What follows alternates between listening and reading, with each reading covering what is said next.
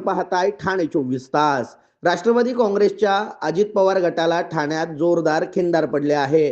राष्ट्रवादी युवक काँग्रेसचे ठाणे युवक अध्यक्ष वीरू वाघमारे यांच्यासह शेकडो कार्यकर्त्यांनी डॉक्टर जितेंद्र आव्हाड आणि मनोज प्रधान यांचे नेतृत्व मान्य करत राष्ट्रवादी काँग्रेस शरदचंद्र पवार पक्षात प्रवेश केला। दरम्यान भटकलेले पक्षी पुन्हा आपल्याच घरट्यात परततात। तसेच वीरू वाघमारे आणि हेमंत वाणी हे दोघे घरी परतले आहेत। विशेष म्हणजे वीरूला त्याच्या आईनेच परत पाठवले आहे, असं जितेंद्र आव्हाड यांनी सांगितले।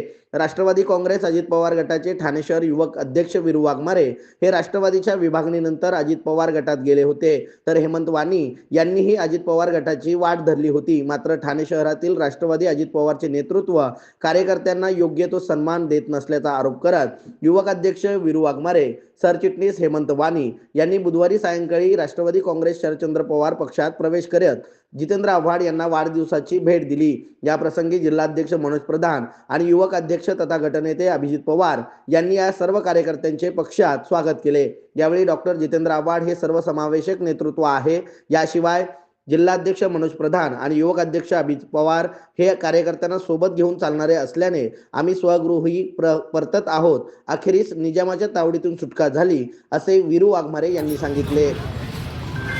ठीक आहे, पक्षी कधीतरी वाट चुकतात, परत घरट्यात परत येतो।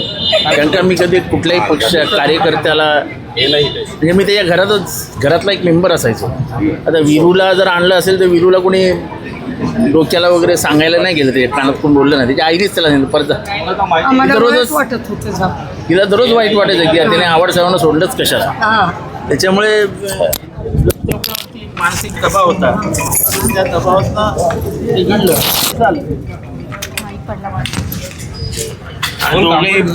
हेमंत वाणी तर माझ्या घरातच असायचा। मलाच कळलं नाही मला का सोडून केली। ठीक है, भूला हुआ बिछड़ा हुआ फिर घर लौट वापस आता है। ती आई म्हणते किती दिवस हिंडल, कुठे जाईल। राजकारणामध्ये जन्मत माझा आवडसाहेबांच्या इथं झाला।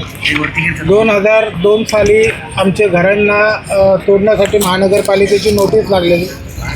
वय होतं माझ्या मते 17-18 वर्ष।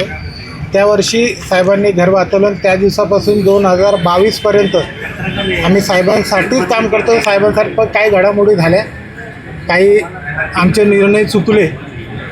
फक्त एकच सांगतो एका शॉर्ट वाक्यात की आज या ठिकाणी प्रवेश करताना, या सर्व माहोल बघताना आणि 4 वर्षात ज्या गोष्टी भोगल्या त्यातून एकच वाक्य सांगतो की निजामाच्या दरबारातून आज सुटका झाल्यासारखं वाटतं।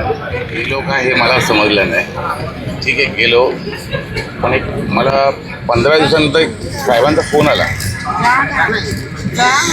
एक 7-8 फुलं वाहिली माझ्यावर, नंतर सांगितलं संपलं आता, चल बस झालं। बस झालं म्हणजे परत ये, बस झालं चल परत ये। ते डोक्यात थोडं वेगळे विचार होते, म्हणजे केस संदर्भात, बाकी काय मी क्लिअर सांगतो। माझ्यावर ज्या 307 पडल्या, 1 नाही 2 नाही 3 असं, त्या केसमुळे गेलो मी, बाकी काय। पण नंतर त्याच केस साहेबांनीच काढायला चालू केल्या। मग आता बोललं तिकडे राहून घ्यावं, ते साहेबच काम करतात, तेच करतात। आणि माझं घर, मी सुरुवात राजकारणाची एक पहिली अशोकरावांपासून, नंतर दुसरा बाप म्हणजे माझे आवडतं। मला शिक्षण मंडळ त्यांनी दिलं। ठाण्यात ओळख ही साहेबांमुळेच आहे माझी, आणि साहेबांमुळेच राहील।